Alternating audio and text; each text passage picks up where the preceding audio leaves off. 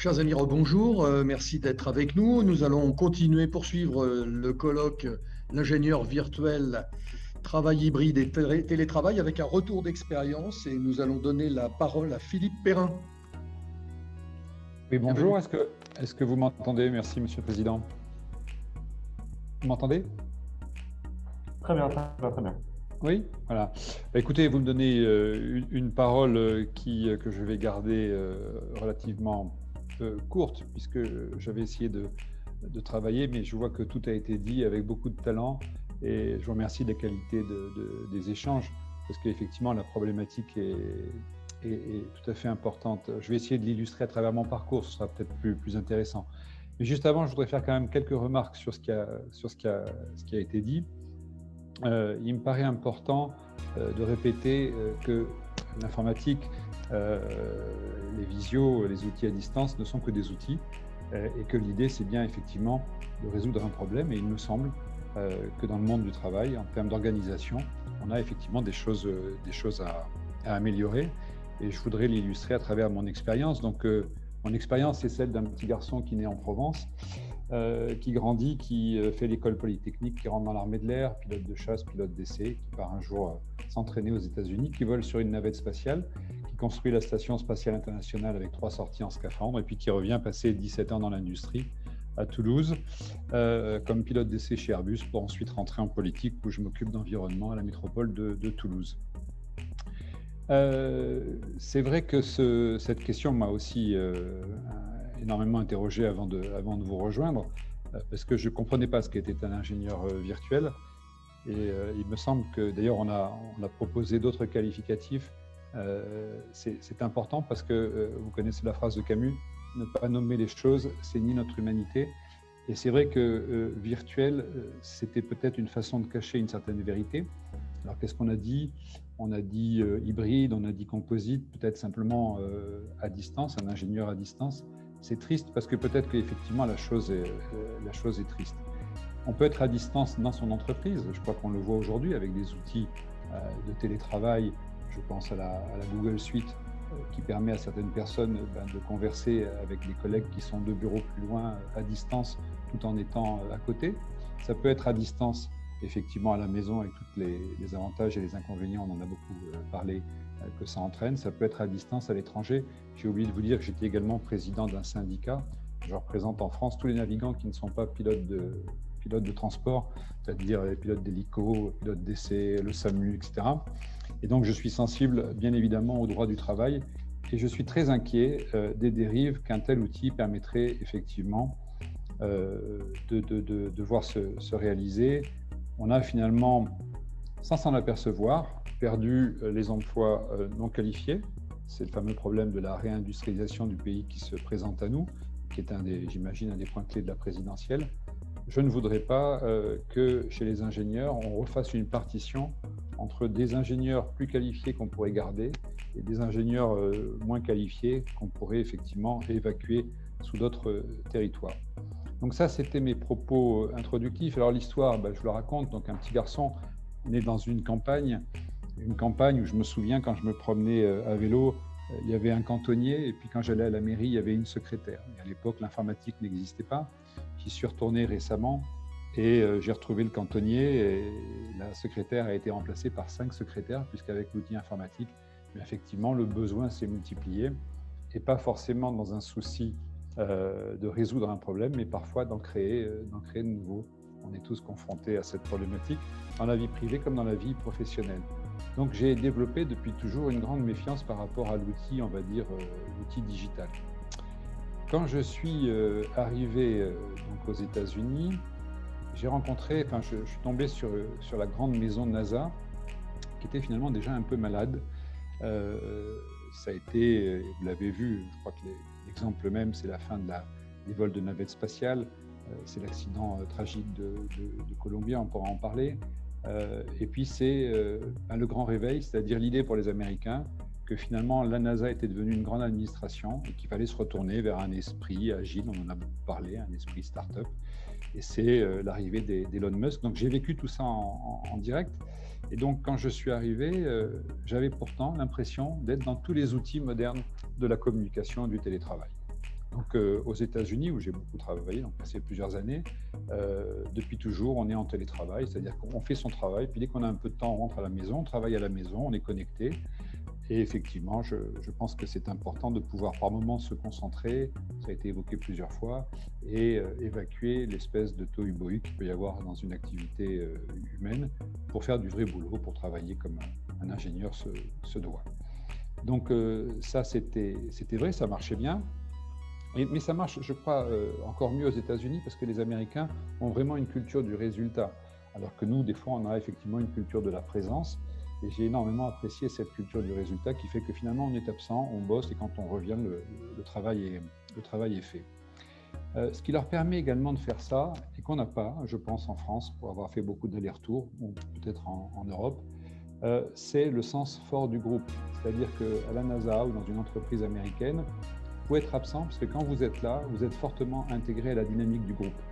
La vie sociale se passe autour du travail. Vous connaissez les fameux barbecues de la NASA, mais c'est vrai dans beaucoup d'entreprises. Donc, il y a une vie sociale très, très forte. Et puis, ne pas l'oublier, vous avez également l'Église, et puisque la vie sociale tourne autour de l'Église. Le Français qui rentre chez lui, finalement, il a perdu sa vie sociale. Et comme il n'a pas d'Église, il se retrouve extrêmement seul. Je vous conseille un très bon bouquin là, qui est sorti sur le travail, qui s'appelle « Travailler ». La grande affaire de l'humanité, de James Sussman, qui nous explique finalement que le travail, c'est tout sauf ce qu'on a imaginé que c'était en France, c'est-à-dire c'est effectivement le moyen de l'émancipation, de la vie et de la vie sociale. Donc, à la NASA, pour résumer, je découvrais finalement un monde assez magique, qui est celui qu'on vient de décrire, et qui est le monde dans lequel, effectivement, on est libre de son temps, on a tous les outils. Et à l'entraînement, j'avais absolument tous les outils. J'avais le métaverse, j'avais des lunettes en 3 dimensions. Je me suis entraîné dans ce monde virtuel. Donc, j'étais dans ce qui me semblait être, je vais dire, la modernité la plus absolue. Et pourtant, j'avais face à moi donc une NASA qui était en train de mourir de sa belle mort, avec des gens, par exemple, sur la navette spatiale qui n'étaient plus là. Ceux qui avaient créé la navette spatiale étaient partis. On en a parlé pour le nucléaire, ça me paraît absolument essentiel. Il n'y avait pas eu de passation, il n'y avait pas eu de mentoring. Et finalement, ça communiquait beaucoup, ça s'agitait beaucoup, il y avait beaucoup de digital. Mais finalement, les gens qui m'entouraient n'étaient pas capables d'améliorer la navette spatiale ou en tout cas de la mettre en sécurité. C'était pas forcément le même niveau d'excellence que les premiers temps. Vous savez qu'à la NASA, les missions Apollo ont été réalisées par les meilleures personnes, les meilleurs ingénieurs, doctorants du monde entier qui étaient venus à l'occasion aux États-Unis. Ils sont restés pour faire la navette spatiale, puis ils étaient partis. Et on était dans une espèce de routine qui finalement a amené à l'accident, au triste accident de Columbia. Et donc, la NASA a réagi assez tôt, avant même l'accident, et a décidé de réinternaliser finalement sous une forme de start-up le développement de ces produits. Et ça a été, pour ceux qui connaissent, la fameuse aventure du X-38, qui a été un engin expérimental sur lequel la France, à travers Dassault, a coopéré pendant quelques années. Et malheureusement, ça ne marchait pas. Néanmoins, ce dont je voulais parler, c'est que pour ce faire, la NASA avait décidé d'arrêter finalement d'être une administration et de retrouver ce qui fait l'esprit de la start-up. Et je voudrais insister sur ce qui fait l'esprit d'une start-up, c'est-à-dire avant tout la co-localisation. C'est-à-dire on est ensemble et on est dans un même hangar. C'est pour ceux qui s'intéressent à l'aéronautique, l'esprit Skunk Works, de ceux qui ont fait le U2, le SR-71, où on retrouve dans un même hangar, si vous voulez, le chaudronnier et l'ingénieur aérodynamicien. Et c'est donc cet esprit-là, l'esprit start-up, que la NASA a essayé de créer en interne autour du X-38. Et puis ça n'a pas marché parce que quelque part, l'esprit n'était pas agile des ingénieurs qui travaillaient sur le projet. Le X-38 a été abandonné en avril 2002 et souvenez-vous, c'est en mai 2002 que justement Elon Musk est rentré dans le spatial sur des fonds, il faut le rappeler, d'État américain et en reprenant les meilleurs de la filière de la NASA, c'est-à-dire encore une fois l'excellence. Elon Musk a fait ce qu'on appelle de l'ingénierie, c'est-à-dire qu'il a colocalisé les gens, il a pris les meilleurs et il a fait de l'ingénierie. Et la question qu'on doit se poser, nous, aujourd'hui, face à des industries qui sont parfois devenues des administrations, moi, je suis très sensible au problème du nucléaire, au problème de l'EPR, au fait qu'aujourd'hui, pour faire un avion, il nous faut 3000 personnes avec des ordinateurs, quand pour faire un 320, il en fallait 200 avec des règles à calcul, et je ne parle pas du Concorde. Je suis très sensible à l'idée que effectivement, on a un problème d'organisation du travail, mais que l'outil informatique n'est peut-être pas la seule solution, voire peut-être même pas la solution du tout. Alors, bien évidemment, il y a des choses qui marchent, ça a été évoqué, la NASA travaille juste sur tous les fuseaux horaires du monde avec les Russes, avec les Européens, donc il y a des choses qui marchent tout à fait bien. Mais pour ce qui est du vol lui-même, et je vais parler maintenant de mon vol dans l'espace, le vol dans l'espace n'est pas, là pour le coup, une opération de développement, c'est une opération, en fait, elle a toutes les caractéristiques donc des opérations dangereuses. Et quand on fait des opérations, il est peut-être difficile de travailler à distance. Vous savez qu'un astronaute dans une station, depuis le début de la station spatiale, s'est relié au monde, en fait, avec un protocole TCP/IP, qui est le protocole de l'Internet. Et très tôt, on avait à bord de la station les premiers logiciels de communication, les net meetings. Et finalement, un astronaute dans une station, c'est quelqu'un qui travaille en télétravail. C'est tout sauf facile. Alors, c'est plus difficile pour un astronaute encore parce que, vous savez, un astronaute, c'est quelqu'un à qui on ne transmet pas toutes les informations, notamment sur sa vie privée. En cas de décès, par exemple, dans votre famille, vous pouvez et vous devez demander à être averti ou pas averti. Et puis d'ailleurs, dans l'autre sens aussi, Thomas Pesquet, quand il communique avec le sol, ne pensez pas qu'il écrit généreusement aux gens des messages individuels. Il transmet toute une série d'informations qui est ensuite triée et renvoyée sous la forme que vous recevez par des équipes dédiées au sol. Donc un astronaute, c'est quelqu'un qui travaille, on va dire, comme dans un bureau à distance. C'est pas tous les jours rigolo. Et puis par moment, ça sort dans l'espace. Et là, un astronaute qui sort dans l'espace, alors pour le coup, c'est quelqu'un qui se projette comme un robot dans l'espace, c'est-à-dire que j'avais le sentiment de ne plus m'appartenir et d'être au service de ceux qui me contrôlaient, c'est-à-dire des contrôleurs au sol. J'étais bardé de caméras, ils voyaient en temps réel par des satellites géostationnaires l'image que je renvoyais, ils me donnaient des conseils et je travaillais de façon complètement intégrée. Et là, c'est vrai que les outils sont merveilleux. Enfin, toute la gestion de la Station spatiale internationale, on parlait de jumeaux numériques. Quand vous pilotez le bras de la station, vous avez à la fois des images en temps réel, en même temps un jumeau numérique du bras, tout ça est intégré, tout le monde vit ça à tous les coins de la planète, donc ça marche de façon absolument extraordinaire. Alors là, je m'égare un petit peu, je voulais revenir sur Elon Musk, le besoin de recentraliser, de co-localiser, c'est-à-dire de réapprendre à travailler ensemble. Et finalement, c'est ce que j'ai connu quand je suis arrivé dans l'industrie, donc puisque j'ai rejoint la grande maison Airbus où j'ai passé 17 ans de ma vie. Donc c'est la suite et fin de mon aventure. Je suis arrivé chez Airbus en 2002 et là on m'a dit, écoute, c'est fantastique, tu vas voir, Airbus utilise tous les process de la NASA. J'ai fait un pas en arrière et j'ai attendu finalement que tout ça évolue. Ça a évolué assez vite. Puisqu'est arrivé Tom Enders, l'envie de faire effectivement des choses plus dans un esprit start-up. Et j'ai eu dans ce cadre-là la chance d'auditer le projet Vahana, qui était le projet d'avion électrique d'Airbus dans la Silicon Valley. Là, j'ai quelques réflexions à vous donner parce que c'était un projet extrêmement agile, que j'ai beaucoup aimé. Et là aussi, j'ai retrouvé donc l'esprit start-up, c'est-à-dire une équipe dans un hangar qui travaille, qui a une vie sociale après le travail, c'est-à-dire qu'elle se voit au travail, mais elle sort également le soir et elle se voit hors du travail. Ça n'a pas été facile pour Airbus, je pense, de remettre cet esprit sur Toulouse, où on a commencé par recréer un hangar, habiller les gens en jean et en t-shirt, et on leur a dit maintenant vous inventez, mais petit à petit l'esprit se développe. Et les nouveaux outils sont arrivés, qui sont en train d'être digérés par les personnels, que sont notamment la G Suite, etc. Qu'est-ce que je pourrais vous dire encore? Je crois qu'une entreprise, aujourd'hui, en termes d'organisation du travail, doit garder sa culture d'entreprise tout en ayant des ouvertures au monde. Et là aussi, le télétravail nous permet d'avoir ces ouvertures au monde. C'est très important, mais qu'avant tout, une entreprise, et ça c'est mon aspect donc maintenant président de syndicat, doit être un lieu de bienveillance, j'ai entendu ce mot, d'émancipation et de sens. Et je crois qu'il faut donner du sens à notre travail. On a parlé d'empreinte CO2, on a parlé de sens et je pense qu'on est dans la vérité dès lors qu'on prend l'approche du sens plus que l'approche de l'outil. Qu'est-ce que j'aimerais vous dire encore de mon expérience ? Sur la nature des outils, il me semble, j'étais très frappé moi aux États-Unis de la capacité à ne pas être débordé par les emails. C'est-à-dire que finalement l'email est un outil qui nous vient de l'extérieur, dont on s'est emparé et qui très souvent nous pourrit la vie. Je pense qu'une des grandes vertus du télétravail, ça a été un peu de décrocher, de trouver du temps à soi.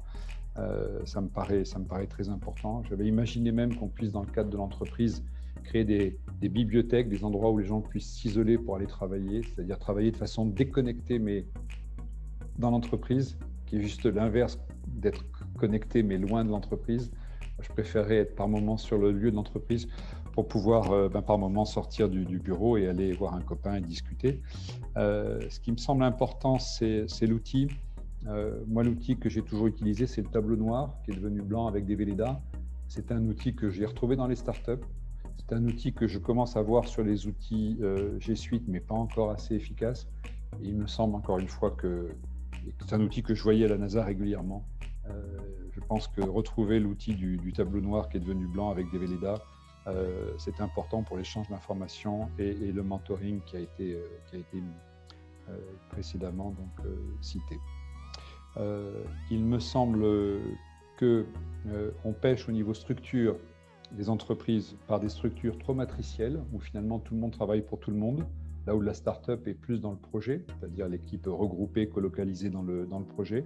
J'ai peur que l'ingénieur virtuel, finalement, développe la structure matricielle à l'infini, en mettant les gens au service de différentes entités et les noyant de la vision simple du projet. Il me semble aussi que, mais je n'ai pas envie de rentrer dans ce détail, le travail à l'étranger n'est pas toujours rentable. J'ai beaucoup travaillé moi, sur les données, par exemple, des avions, l'exploitation de toutes les données que renvoient les avions à travers le monde. On reçoit des millions de données et finalement, ce sont des métadonnées dont on ne sait pas quoi faire si on ne connaît pas le produit. Donc, encore une fois, on ne maîtrise pas le flux énorme de données que peut aujourd'hui donner l'outil informatique si on n'est pas du métier. C'est très difficile d'externaliser ce genre de choses. Voilà, j'ai fait un petit parcours de ma vie d'astronaute, de pilote. Maintenant, c'est le syndicaliste, le président de syndicat qui voudrait vous parler. Il me semble important effectivement de garder de l'humain. Vous connaissez tous la pyramide de Maslow. Après les besoins essentiels, la deuxième base de la pyramide de Maslow, c'est d'appartenir à un groupe. Et il me semble que si les gens n'ont pas le sentiment d'appartenir à un groupe, alors on va les déstabiliser dans la nature la plus profonde animale de l'homme. Donc j'étais très sensible aux propos de Fabrice Ville et de Julienne Nadin dans leurs propos, on va dire, humanistes. Il faudra que c'est important, effectivement, ça a été dit souvent, mais je le redis à mon tour.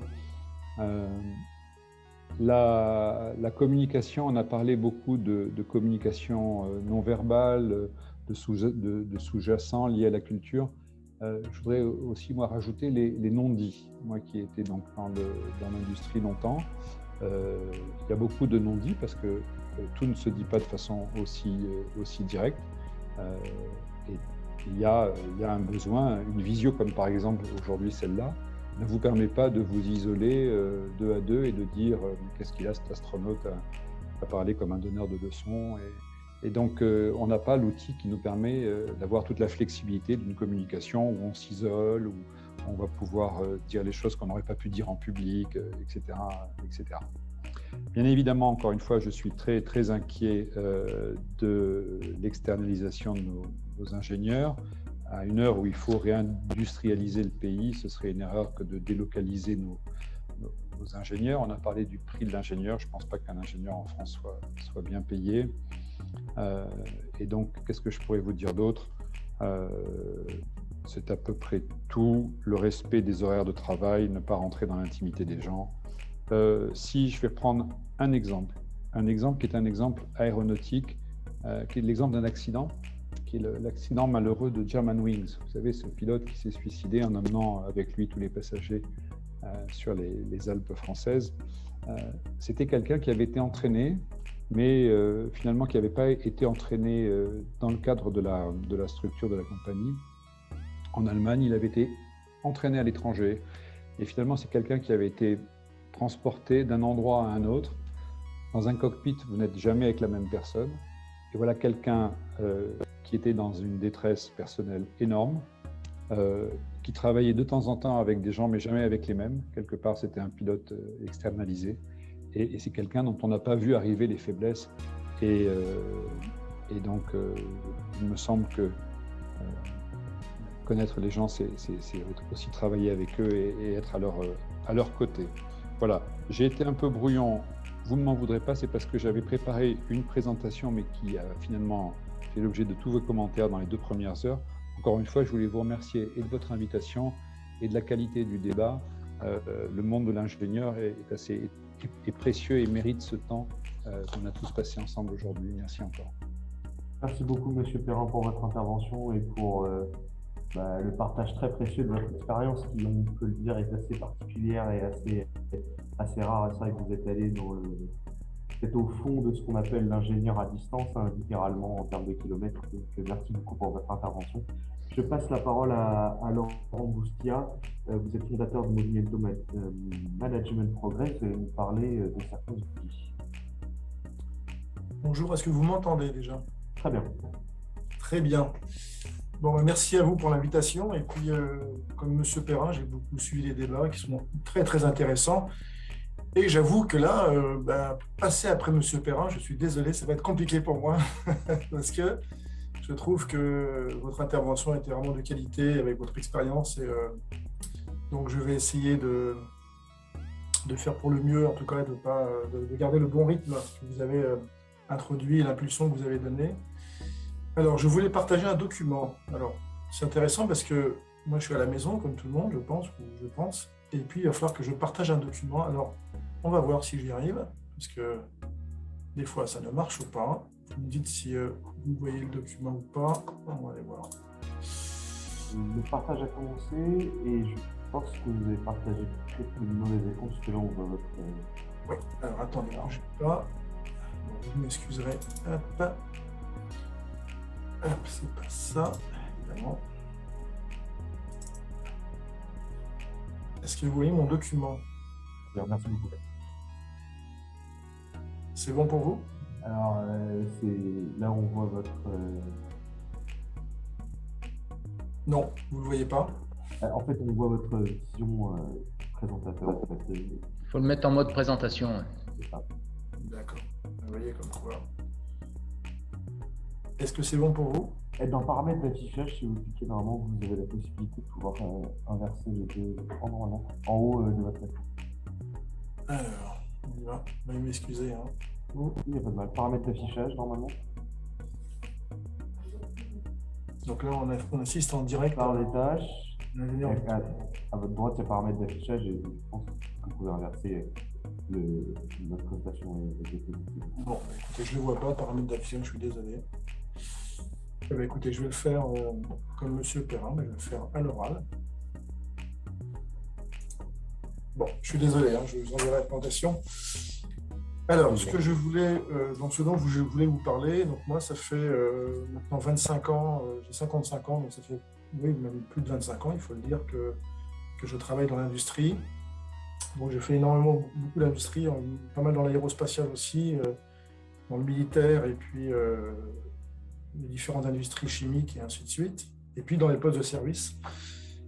Et donc, je voulais vous parler de 2 expériences que j'ai vécues. Alors, je suis ingénieur aussi depuis plus d'une vingtaine d'années, en électronique spécifiquement. Et j'ai vécu 2 expériences que je voulais partager avec vous. La dernière expérience qui est la Société du Grand Paris, où j'étais directeur qualité, porteur de ce projet qui est l'un des plus gros projets de mobilité actuellement, hein, vous devez le savoir, avec ses 200 km de lignes de métro, ses 68 gares à construire, qui sont en train de se construire d'ailleurs. Je voulais vous parler de ça parce que, évidemment, au mois de février 2020, ce grand projet s'est arrêté, comme beaucoup de monde. Et il a fallu redémarrer ce projet dans les 3-4 mois qui ont suivi. Et nous avions à l'époque, et ça existe toujours, 11 équipes projet pour justement accompagner les lignes en construction. Donc, je vais revenir sur cet épisode-là parce que c'est important de partager ça avec vous et de vous dire un petit peu moi comment j'ai vécu ça et comment on a fait finalement pour arriver à mener ces projets à terme. Néanmoins, je voulais partager avec vous, alors décidément, c'est compliqué, hop, c'est bon, j'y arrive.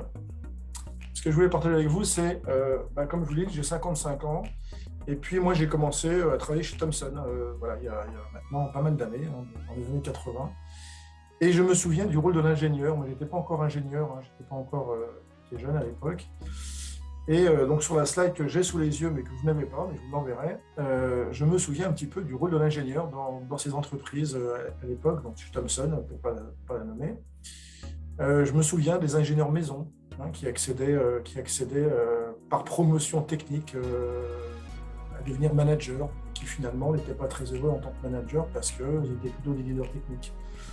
Voilà, je me souviens aussi de ce qu'on disait de l'ingénieur à l'époque. Il dispose par la force des choses de l'autorité, parce qu'il est le garant technique. Je vous raconte ça parce qu'il faut savoir aussi un peu ce qui se passait il y a 30 ans, mais vous le savez, voilà, je voulais vous rappeler ça. Et puis être ingénieur, c'était le Graal à atteindre à l'époque. Moi, je viens d'une famille aussi où il fallait qu'on soit ingénieur. C'était important, quel que soit d'ailleurs le type d'ingénieur, il fallait qu'on passe par cette case-là. Et puis l'ingénieur avait sa légitimité technique, sa reconnaissance par ses pairs. Et donc voilà d'où on est parti. En tout cas, moi, c'est ce que j'ai vécu dans mon expérience. Et quand je vois maintenant le positionnement du rôle de l'ingénieur dans ces nouvelles organisations, évidemment, on a fait le grand écart. On n'était pas mieux avant, on n'est pas mieux maintenant. Il n'y a pas de jugement de valeur de ma part, mais on a vraiment changé. Donc moi, sur mon expérience à la Société du Grand Paris, et puis à la SNCF, j'étais auparavant un directeur qualité à la SNCF aussi. Alors je dois vous dire, excusez-moi, j'aurais dû commencer par le début, je suis coach depuis une quinzaine d'années en organisation, donc j'analyse beaucoup les entreprises, leur fonctionnement sur des modèles de sociocratie, de l'holacratie, ainsi de suite, et je suis expert en lean management depuis plus de 15 ans aussi, donc j'accompagne les entreprises pour justement travailler sur la performance et l'organisation et surtout le fonctionnement de celle-ci. Donc voilà, le tableau est dressé. Donc voilà moi d'où je suis parti, de ce que j'ai connu en tant qu'ingénieur. Après, je suis devenu aussi ingénieur par la suite. Et puis j'ai continué à progresser sur ces sujets-là. Ce qui s'est passé, c'est que, évidemment, dans ces premières périodes où moi j'ai vécu en tant qu'ingénieur, je me souviens du présentiel et des réunions en chef de projet, parce que l'ingénieur menait les projets aussi. Et j'ai écouté avec beaucoup d'attention ce que disait M. Perrin et je partage complètement la majorité de ce qu'il a dit. Néanmoins, je dois quand même rappeler que moi, dans mon expérience, dans ces réunions en présentiel, puisqu'à l'époque, on était tous là dans les salles de réunion, avec nos fax dans les mains. Alors, je suis désolé pour les plus jeunes, mais c'est comme ça qu'on a vécu, avec les comptes rendus qu'on faisait à l'écrit. Je me souviens aussi que ces réunions en présentiel, alors on était tous là, mais il y avait quelquefois, pour ne pas dire souvent, des distances émotionnelles, des distances corporelles. Je m'explique. On était tous ensemble, effectivement, à travailler sur des projets, mais on voyait bien que dans les collectifs qui étaient là, tous en présentiel, on avait ce que j'appelle les distances émotionnelles. C'est le coach qui parle, c'est des gens qui n'étaient pas là finalement, qui n'étaient pas heureux d'être présents, qui n'étaient pas considérés, pas reconnus, et surtout, qui n'osaient pas prendre la parole, qui n'osaient pas intervenir, parce que vous vous rendez compte, alors, je suis dans les caricatures, mais c'est intéressant d'aller dans les caricatures pour comprendre, parce que l'ingénieur projet était là, parce que les N+2 étaient là, et donc les gens ne disaient rien, ils étaient plutôt d'accord. Ce que je découvre aujourd'hui, moi qui mène encore des projets, bien sûr, c'est que le distanciel, alors à tort ou à raison, je ne suis pas du tout dans le jugement, permet aussi aux uns aux autres de s'exprimer différemment, d'avoir cette distance émotionnelle pour mieux intervenir, mieux travailler, mieux participer et mieux collaborer. Donc je voulais le dire parce que moi je l'ai vécu, je n'avais pas de souci de distance émotionnelle pour ma part, mais j'ai vu pas mal de collaborateurs qui ont souffert de ça et qui se sont émancipés par la suite, peut-être grâce à la distance et grâce aux outils informatiques aujourd'hui. Alors, à la SNCF, quand j'étais donc directeur qualité, évidemment, j'ai connu les outils numériques, les réunions à distance. Alors, je vais peut-être vous faire sourire, mais je ne sais pas si ça va vous faire sourire. Évidemment, au moment des grèves, on était aussi à distance, hein, donc on s'est mis aussi à distance pour travailler. Bon, voilà, c'est pas très rigolo, je suis d'accord, mais en tout cas, on a connu tout ça, le travail hybride, ainsi de suite, par la force des choses. Et je me souviens de travailler sur des projets très importants avec des corporations. Alors, je ne veux pas rentrer dans le sujet de la SNCF parce que c'est un sujet qui est toujours un peu tendu, mais je vais rester très virtuel d'ailleurs dans mon intervention sur ce sujet-là. Mais comme vous le savez, c'est une très grande entreprise avec plein de corporations et avec énormément d'outils informatiques, énormément d'outils qui discutent dans tous les sens, mais surtout qui ne discutent pas ensemble.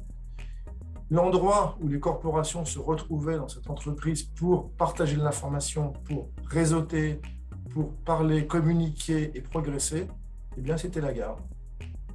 Les conducteurs de TGV se retrouvaient à la gare, les contrôleurs étaient à la gare, les gens qui travaillaient à la gare étaient là. Donc, c'est très surprenant avec des centaines d'outils, des milliers d'outils effectivement qui sont présents pour communiquer dans tous les sens. Les gens se retrouvaient à la gare pour partager de l'information, progresser, apprendre des uns des autres. Allez, soyons fous pour même devenir une culture apprenante, on va dire ça comme ça. Sur tout un tas de savoir-faire techniques, ainsi de suite. Je voulais vous partager cette expérience parce que moi, j'étais quand même assez interloqué de voir que finalement la communication se diffusait plutôt à l'oral dans une grande entreprise comme celle-ci avec des moyens techniques extraordinaires. Et sur mon expérience du Grand Paris, alors donc moi je suis arrivé au Grand Paris il y a 3 ans de cela, donc un peu dans le même spot, directeur qualité, pour justement mettre en place des process, parce que dans cette entreprise, on s'est aperçu que tout était en silo, c'est compliqué de communiquer entre les gens qui sont sur le terrain, les gens qui sont dans le siège, les services qui ne travaillent pas entre eux, enfin la vraie vie, hein, je pense qu'on a tous connu un petit peu ça, ou certains le connaissent encore. Et puis est arrivé le mois de février 2020, évidemment, là tout s'est arrêté, comme vous, comme tout le monde. Et la question qui s'est posée très rapidement, c'est quand est-ce qu'on redémarre nos projets? Quand est-ce qu'on recontinue à creuser les tunnels et quand est-ce qu'on continue à construire les gares? Alors bon, après la décision a été prise au bout de 4 mois de reprendre ça, mais surtout, comment les équipes projets, comment les ingénieurs projets vont continuer à driver leurs équipes, à continuer à faire les revues de projet, à faire avancer leurs projets, à les challenger, à les piloter. Et là, on s'est retrouvé dans une impasse. Il nous a fallu 3 mois, alors je dis moi, mais avec mon équipe de 15 personnes à l'époque, pour se dire, eh bien écoutez messieurs, vous ne pouvez plus vous revenir, alors M. Perrin parlait des tableaux blancs ou tableaux noirs, pardon, en Velleda, il a raison, moi j'ai connu ça aussi. Mais là c'était terminé, on ne peut plus se réunir devant votre tableau blanc ou tableau noir en Velleda pour faire le point sur ce qui s'est passé la veille et ce qu'on va faire la semaine prochaine. Il va falloir maintenant le faire différemment. Donc nous avons eu 3 mois, 3 ou 4 mois, pour mettre en place le pilotage de projet digital, évidemment. Je vais revenir dessus parce que nous l'avons fait. Alors, enfin, c'est dommage, j'ai des 16 tournages, mais je peux vous les envoyer sans faute. Donc ça a été une course effrénée pour que ces équipes projets continuent à mener leurs projets, à travailler et faire avancer les sujets importants. Au terme de cette expérience que j'ai vécue, qui a été assez brutale pour tout le monde, hein, et la reprise aussi d'ailleurs, il s'est passé, j'ai observé 2 choses importantes que je voulais partager avec vous. Alors je ne vais peut-être pas être très novateur, mais je vais apporter mon expérience sur le sujet. Et un peu comme M. Perrin, moi, le mot ingénieur virtuel m'avait un petit peu surpris. Je ne connaissais pas vraiment ce terme. J'ai un petit peu cherché aussi, me documenter. Et j'étais plutôt parti sur un ingénieur 3.0 hein, aujourd'hui, qui doit savoir tout faire, tout manipuler, tout comprendre rapidement. Et du coup, j'ai identifié 2 axes importants sur ces ingénieurs aujourd'hui dans des projets hybrides, des projets complexes. Premier sujet que j'ai identifié, c'est que pour moi, l'ingénieur virtuel ou l'ingénieur 3.0, je vais rester sur le virtuel, est avant tout un entrepreneur du lien. Alors, je vais m'expliquer un petit peu, mais je pense que vous avez compris, beaucoup d'interlocuteurs sont passés avant moi. C'est pour moi un animateur d'équipe qui est là pour construire et entretenir le lien, en particulier dans les équipes. C'est presque maintenant un coach en coopération. Nous avons formé des ingénieurs à la LGP pour justement animer les équipes à distance, savoir garder la motivation dans les équipes. Et comment nous avons fait? Nous avons introduit de nouvelles méthodes collaboratives. Alors, on parle beaucoup d'intelligence collective, un mot un peu à la mode aujourd'hui. Et nous avons interdit tout un tas de méthodes, je vais vous citer quelques-unes. Savoir recréer de l'espace de parole dans les communautés, parce que quand on est à distance, il faut que tout le monde s'exprime, il faut que la parole soit équitable, il faut qu'on puisse écouter tout le monde. C'est intéressant parce que quand on est à distance, vous savez, excusez-moi, quand on est en présentiel, alors je suis désolé, c'est ma casquette de coach qui va encore parler, on a toujours le verbal et on a toujours le non-verbal et on a toujours ceux qui veulent toujours prendre la parole plus que les autres en fait. Et d'ailleurs, ils y arrivent très bien en présentiel et puis les autres ne disaient pas grand-chose puisque c'est comme ça que ça se passe. Eh bien, à distance, ça a été complètement inversé. On a formé nos ingénieurs à travailler sur les espaces de parole, ce qu'on appelle le bâton de parole, pour ceux qui connaissent un peu le sujet, sur le co-design, comment on fait du co-design ensemble, comment on fait du co-dev ensemble, du co-développement pour ceux qui connaissent ce type de méthode.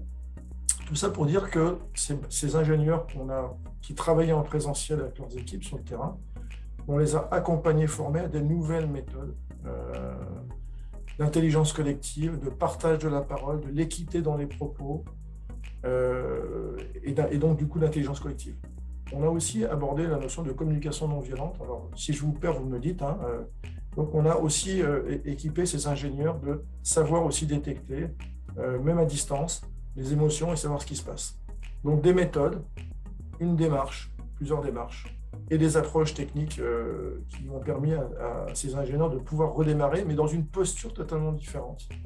Et avec des outils collaboratifs qui lui ont permis de pouvoir piloter leurs équipes à distance dans les meilleures conditions.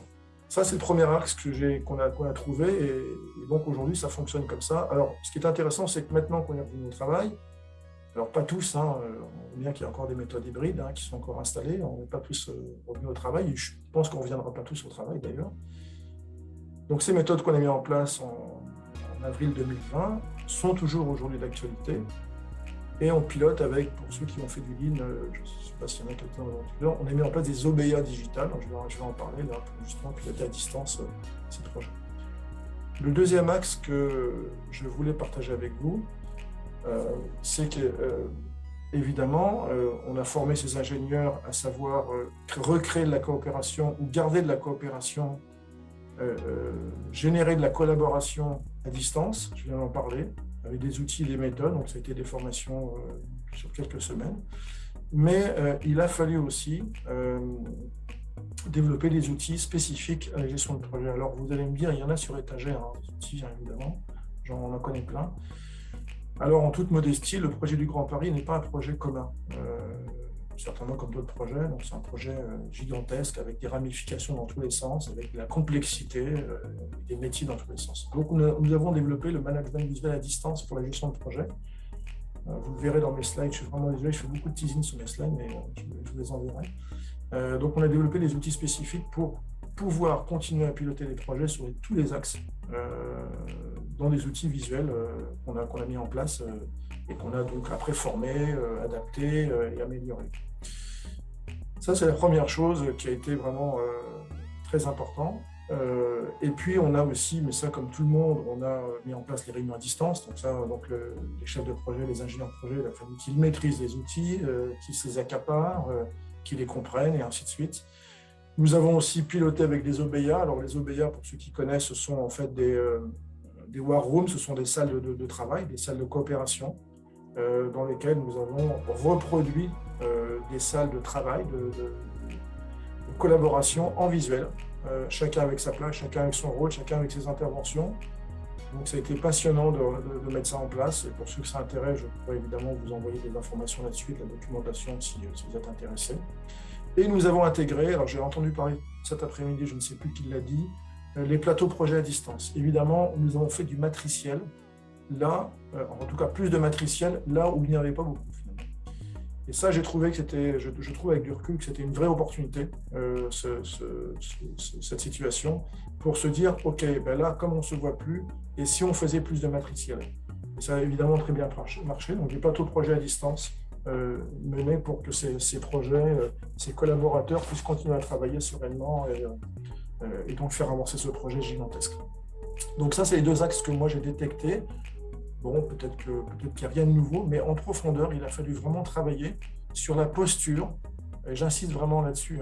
La finalité, ce n'est pas l'outil, c'est comment on appréhende l'outil et comment on travaille avec un outil différent.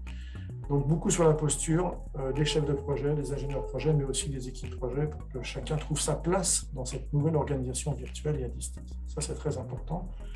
Et donc, on ne peut pas perdre le sens. En conclusion de mon intervention, j'ai quelques points à partager avec vous, très rapidement, bien sûr.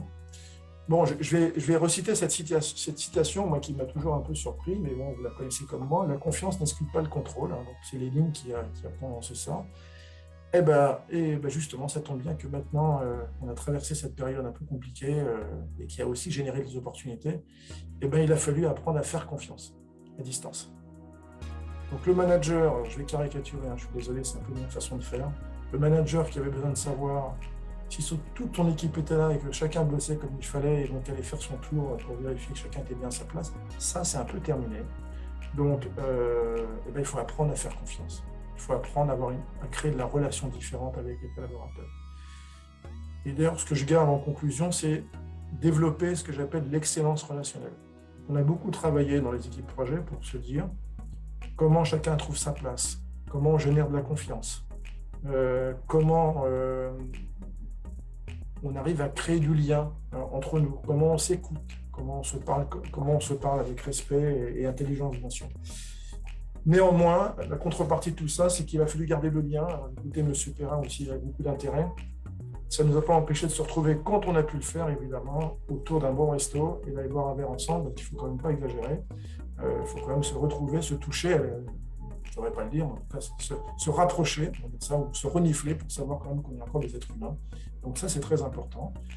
L'ingénieur projet, aujourd'hui, il doit générer de l'impulsion. Il doit créer cette impulsion de motivation.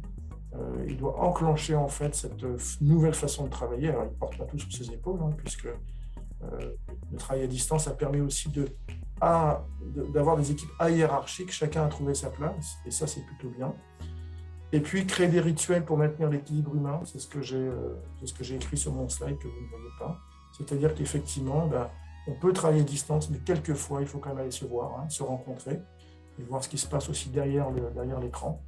Et donc, évidemment, j'en ai parlé, développer la confiance, mais la confiance juste, ce que j'appelle la confiance juste, la confiance dans les valeurs. En fait, je pense que c'est Mme Lardin qui parlait tout à l'heure des valeurs. Je la rejoins complètement. Donc, la confiance dans les valeurs des uns et des autres, dans le respect du travail des uns et des autres. Voilà, moi j'en ai terminé. Je suis vraiment désolé, j'ai vraiment pas été bon sur ma présentation, mais je vais vous l'envoyer sans faute. Voilà, j'ai terminé mon intervention et puis je laisse la parole au suivant. Merci beaucoup pour votre intervention. Aucun problème pour le PowerPoint et les slides. Vous n'avez qu'à les envoyer, on les intégrera d'une manière ou d'une autre à la communication qui sera faite par la suite. Alors, je vais juste faire un petit pointant parce que les échanges sont extrêmement intéressants et les partages d'expériences sont essentiels.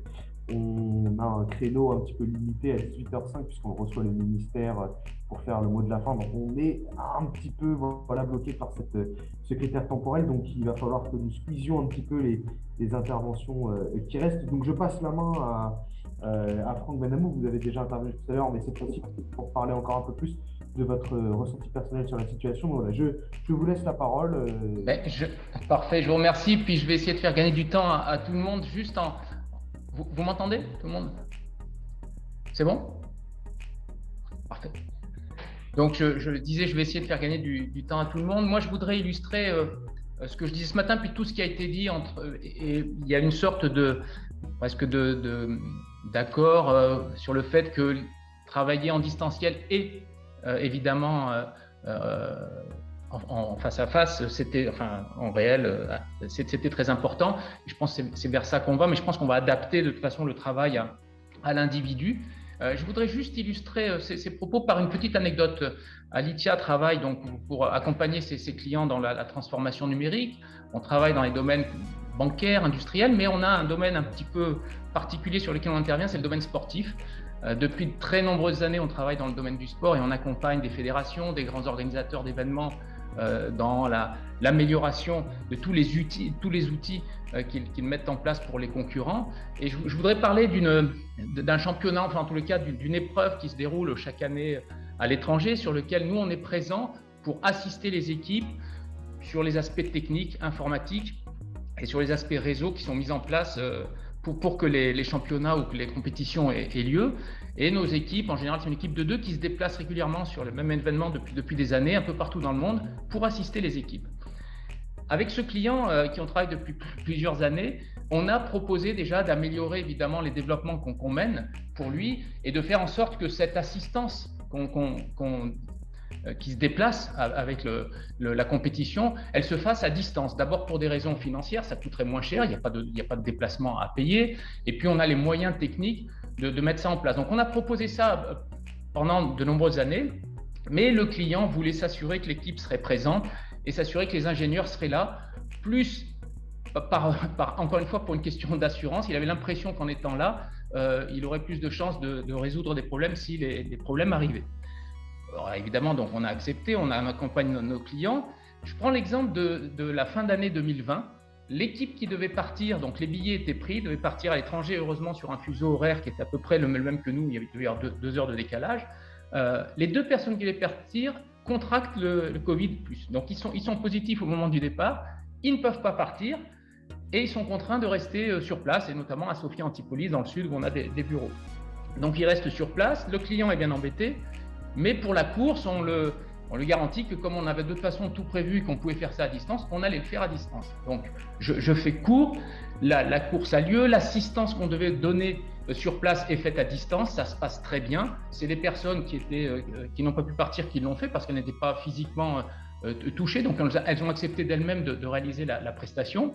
On fait cette prestation, ça se passe très bien, la compétition a lieu et tout va bien. Quelques semaines après, les 2 personnes de l'équipe sont venues me voir en me disant « Tu sais Franck, ça serait quand même sympa si on pouvait aller sur place l'année prochaine plutôt que de le faire à distance. » Et j'ai dit, il n'y a pas de problème. Enfin, si le client, après, maintenant, s'aperçoit que ça se passe bien, peut-être qu'il ne voudra pas payer les déplacements et tout ce qui tourne autour de votre prestation. Alors, il me dit, OK, bon, c'est dommage parce que nous, on aime bien le contact, on aime bien être présent sur place, on voit des sportifs, on discute de tout. Et évidemment, je les comprends moi-même, c'était évident. Et l'anecdote, en fait, le point intéressant, c'est que le lendemain de cette entrevue, j'ai le client qui m'a appelé, qui me dit « Franck, écoute, merci pour ce que vous avez fait. Bon, désolé que les gens aient eu le Covid, mais si tu veux bien, l'année prochaine, on préférerait que les 2 personnes reviennent et soient sur place, indépendamment du prix. On n'a pas parlé d'aspect financier. Et la raison pour laquelle il les voulait, c'est que quand ils étaient sur place, ces 2 personnes étaient sur place, d'abord, ce sont des gens très sympas, qui apportent beaucoup de bonne humeur quand ils sont dans un groupe. Ils travaillent beaucoup quand ils sont sur place, ils ont travaillé à distance, mais c'était le côté humain, et heureusement, qui a primé. Donc le client et nos collaborateurs étaient sur la même longueur d'onde. Il n'y a pas eu d'aspect financier à discuter sur cette opération. Et cette année, heureusement, ça s'est bien passé. Ils sont partis. Mais je voulais juste te dire ça parce que oui, c'est bien le distanciel, mais le côté humain, et on en a parlé, donc je ne serai pas trop long, mais aller boire un café, discuter, plaisanter, et puis se comprendre, être complice parfois, il n'y a rien qui pourra remplacer ça. Alors évidemment, les outils sont très bien faits, mais la relation humaine est très très importante. C'est juste une petite anecdote que je voulais raconter parce que ça prouve bien qu'on n'ira pas vers du 100% distanciel et qu'on continuera à se voir, on continuera à plaisanter. C'est comme ça qu'on se perçoit le mieux et qu'on peut ensuite proposer des prestations à des gens qui sont curieux, à d'autres qui ne le sont pas, qui aiment faire que ce qu'ils aiment. Mais en connaissant ces gens au travers de discussions impersonnelles ou en tous les cas qui n'ont rien à voir avec le travail, on arrive à mieux se connaître, à mieux s'apprécier. C'est tout ce que je voulais exprimer sur cette petite anecdote. Merci M. Benamou pour cette dernière anecdote à nous faire partager. Donc je vais passer